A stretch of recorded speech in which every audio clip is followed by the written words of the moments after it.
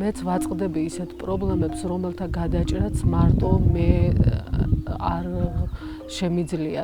მაგალითად, ტურისტი, რომელიც ჩამოდის მარტო იმისთვის არ მოდის, რომ ჩემთან სახლში იჯდეს. აინტერესებთ ჩვენი ფოლკლორი, ჩვენი ტრადიციები, წესები. არის ანსამბლები, მოქმედი ანსამბლები და რომ დაუძახებ, სადღაც ადგილი უნდა იყოს, სადაც მათ შეუძლიათ ამისი ჩვენება. აი პრობლემა არის თუნდაც მთაში წასვლა რომ მოინდომონ ცხენების დაქირავება.